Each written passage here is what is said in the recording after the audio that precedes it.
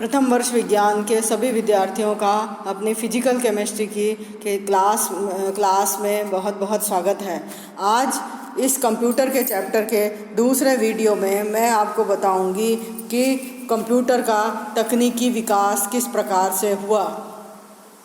First generation computer या प्रथम श्रेणी के कंप्यूटर का विकास 1942 से 1955 तक के मध्य के काल में हुआ। इस पीढ़ी के कंप्यूटरों में मुख्य अवयव वैक्यूम ट्यूब होती थी और इन वैक्यूम ट्यूब की संख्या 18,000 के आसपास होती थी। ये कंप्यूटर आकार व भार में काफ़ी बड़े होते थे तथा इनमें मशीनी भाषा का उपयोग होता था। इसके कुछ उदाहरण है ENIAC मतलब electronic numerical integrated and calculator. दूसरा जो इस जनरेशन का कंप्यूटर था वो था ENVAC का मतलब है इलेक्ट्रॉनिक डिस्क्रिएट वेरिएबल कंप्यूटर। तीसरा इस श्रेणी का कंप्यूटर था EDSAC यानी electronic delay storage automatic calculator.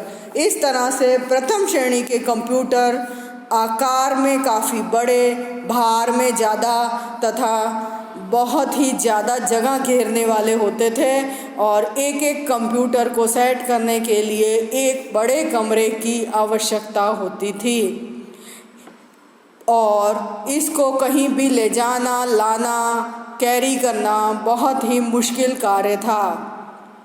दूसरा जनरेशन कंप्यूटर की जो स्टार्ट हुई उसमें जो कंप्यूटर आते हैं उन्हें हम कहते हैं द्वितीय पीढ़ी के कंप्यूटर या सेकंड जनरेशन कंप्यूटर।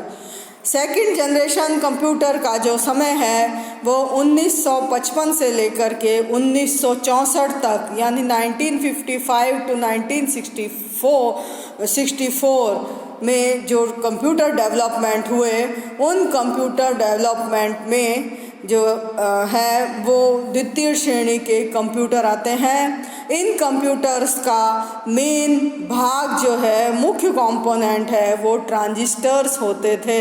यानी पहली जनरेशन की वैक्यूम ट्यूब्स जो काम में ली गई थी उनकी जगह अब ट्रांजिस्टर्स ने ले ली थी। इनमें जो लैंग्वेज काम में आती थी या जिस भाषा का प्रयोग होता था उसे हम असेंबली भाषा या असेंबली लैंग्वेज कहते थे। इसके कुछ उदाहरण हैं फॉर्ट्रॉन, कोबाल, साइज, कोबाल और इस तरह से और बहुत सारे इसके उदाहरण हैं। इनका प्रथम पीढ़ी के कंप्यूटर की तुलना में साइज छोटा था क्योंकि इसमें वैक्यूम ट्यूब्स की जगह पर हमने ट्रांजिस्टर का उपयोग किया था। 1964 में चिप्स का आविष्कार हुआ।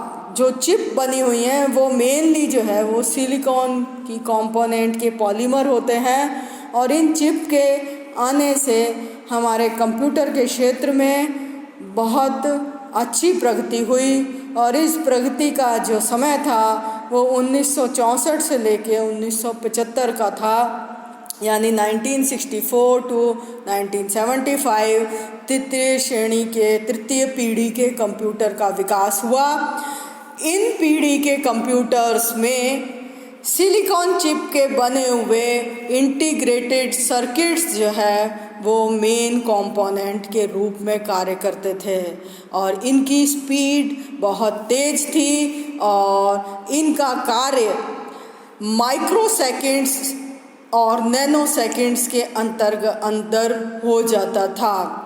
और इनकी सबसे बड़ी विशेषता थी कि एक छोटी सी जगह में यानी एक छोटी सी सिलिकॉन चिप जिसकी आईसी बनी हुई होती थी उस पर हजारों सर्किट प्रिंट किए हुए होते थे और इस कारण से चूँकि एक ही चिप में कंप्यूटर के बहुत सारे सर्किट आ जाते थे। इसके कारण से इनका जो साइज़ है वो बहुत छोटा हो गया और साइज़ छोटा होने के कारण इनको कैरी करना आसान हो गया और इनकी कॉस्ट में काफ़ी कमी आई। इसके उदाहरण हैं mini computer and main frame computer, यानी थर्ड जनरेशन कंप्यूटर के जो मुख्य उदाहरण हैं वो हैं आपके मिनी कंप्यूटर और मेन फ्रेम कंप्यूटर। इनकी साइज़ छोटा होने के साथ साथ इनका मूल्य भी काफ़ी कम हो गया था। सिलिकॉन चिप और सिलिकॉन पॉलीमर्स के खोज होने के बाद इलेक्ट्रॉनिक्स के क्षेत्र में बहुत तीव्रता से प्रोग्रेस हुई, बहुत तीव्रता से इनका विकास हुआ, डेवलपमेंट हुआ और इसके बाद अगली जो श्रेणी है उस श्रेणी के कंप्यूटर्स को हम कहते हैं चतुर्थ जनरेशन के कंप्यूटर, यानी चौथी पीढ़ी के कंप्यूटर। चौथी पीढ़ी के कंप्यूटर 1975 से लगातार कार्य कर रहे हैं और 1975 यानी 1975 से इनका विकास हुआ और इनमें VLSI यानी वेरी लार्ज स्केल इंटीग्रेटेड से बनी हुई माइक्रोचिप का प्रयोग किया गया। VLSI तकनीक द्वारा पूरे CPU को एक चिप पर प्रिंट किया जाने लगा, जिसे माइक्रो प्रोसेसर कहा जाता है और अंतर्राष्ट्रीय कंपनी इंटेल ने इससे इंटेल कंपनी ने Pentium first, Pentium second, Pentium third और अब लेटेस्ट पेंटियम 4 माइक्रो प्रोसेसर का निर्माण किया और ये माइक्रो प्रोसेसर कंप्यूटर की गति और विश्वसनीयता दोनों ही बहुत अच्छी होती है, यानी गति और विश्वसनीयता दोनों ही कंप्यूटर की बहुत बड़ी हिस्से और माइक्रो प्रोसेसर युक्त कंप्यूटर इनको माइक्रो कंप्यूटर कहा जाने लगा। इसका एग्जाम्पल है PC यानी पर्सनल कंप्यूटर, मतलब जो पर्सनल कंप्यूटर काम में आने लगे वो वास्तविकता में 4th जनरेशन के कंप्यूटर हैं। नेक्स्ट आते हैं अपने पंचम श्रेणी के कंप्यूटर या 5th generation computer. 5th generation computer में आर्टिफिशियल इंटेलिजेंस प्रेजेंट है, यानी इसके अंदर कृत्रिम बुद्धि का विकास है। कृत्रिम बुद्धि का विकास यानी इसके अंदर उपयुक्त मात्रा में बुद्धि लब्धि उपस्थित है और इसका मतलब है कि इस तरह के कंप्यूटर में रीजनिंग को सॉल्व करने की और लॉजिक को ढूंढने की प्रवृत्ति पर्याप्त मात्रा में उपस्थित है। इनमें पर्याप्त मात्रा में वास्तविक और एक्यूरेट नॉलेज उपस्थित है और ये रोबोटिक्स के डेवलपमेंट के लिए एक आधार की तरह से काम करते हैं और ये एक ही समय में अपने कई कार्य संपादित करने में सक्षम होते हैं। एक ही समय में ये बहुत सारे काम कर सकते हैं। वर्तमान समय में अमेरिका, जापान और चाइना और बहुत से विकसित देशों ने लगातार इन्हीं कंप्यूटर्स में प्रतिदिन नए नए खोज करने में अपना पूरा ध्यान लगा रखा है और नए नए तरह के कंप्यूटर और नए डेवलपमेंट इसके अंदर लगातार हो रहे हैं।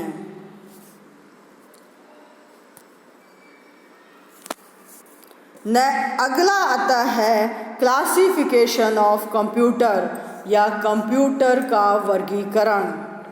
कंप्यूटर का वर्गीकरण इनकी उपयोगिता के आधार पर किया गया है।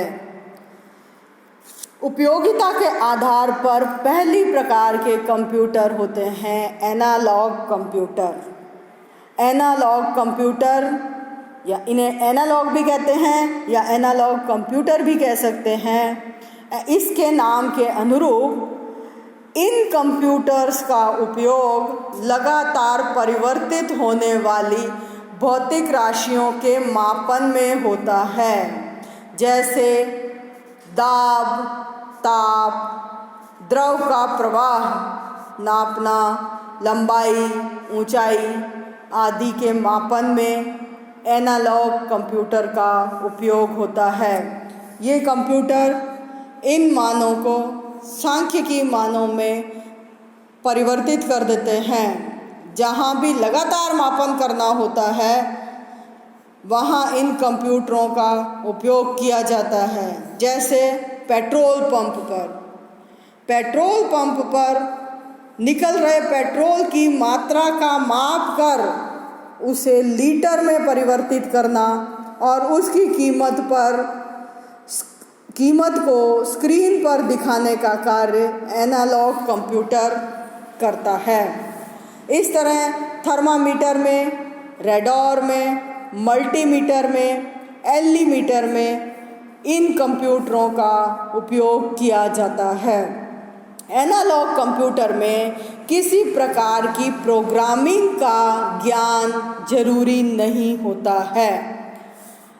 डिजिटल कंप्यूटर या अंकीय कंप्यूटर, इस प्रकार के कंप्यूटर केवल उन डाटा पर ही कार्य करते हैं जो द्विआधारी या बाइनरी डिजिट 0 से 1 के रूप में होते हैं।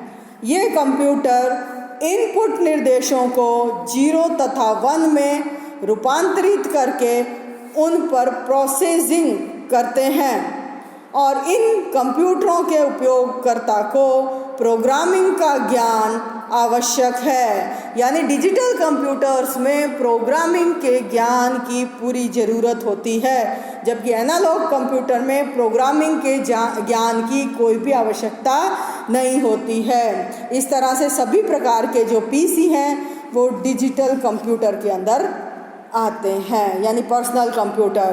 तो प्रोग्रामिंग जो है इसके अंदर कंपलसरी होती है।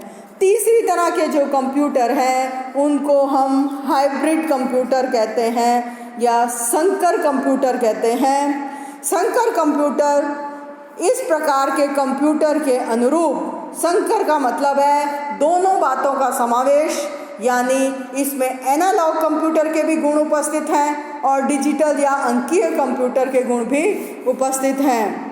और इसके अंदर डाटा को, जो डाटा है उसको एनालॉग से डिजिटल में और डिजिटल को एनालॉग में परिवर्तित किया जा सकता है। यानी एनालॉग यदि डेटा है तो उसे डिजिटल में कन्वर्ट कर देंगे, डिजिटल डाटा से हम उसे एनालॉग कंप्यूटर में परिवर्तित कर सकते हैं। यानी दोनों तरफ से ये काम करता है और इसका जो प्रोग्राम है वो मेमोरी में संग्रहित हो जाता है। अतः इसके अंदर प्रोग्रामिंग का ज्ञान आवश्यक है। इस प्रकार के कंप्यूटरों का उपयोग हॉस्पिटल में काम आता है और जैसे टेम्परेचर मेजरमेंट में, ब्लड प्रेशर मेजरमेंट में, पल्स मेजरमेंट में, इन सब में जो है हाइब्रिड कंप्यूटर्स काम में आते हैं। तो वो एनालॉग्स डिजिटल एक्सेप्ट करके उसको डिजिटल में जो है वो चेंज कर देते हैं। इसके अलावा इस तरह के कंप्यूटर का उपयोग एसटीडी मशीन, पीसीओ में, ईसीजी मशीन और आदि में इनका उपयोग किया जाता है। अर्थात आज हमने जो पढ़ा है वो तीनों तरह के, इनका जो क्लासिफिकेशन है, हमारे पास 3 तरह के होते हैं, एनालॉग, डिजिटल और हाइब्रिड कंप्यूटर्स। 3 तरह के कंप्यूटर हमारे पास मुख्य रूप से होते हैं। और इस तरह से आज मैंने आपको एक तो कंप्यूटर का तकनीकी विकास और इसके अलावा उसके क्लासिफिकेशन के बारे में बताया। आपने सुना, इसके लिए आपका बहुत बहुत धन्यवाद। अगले वीडियो में हम कंप्यूटर के घटक के बारे में जानकारी प्राप्त करेंगे।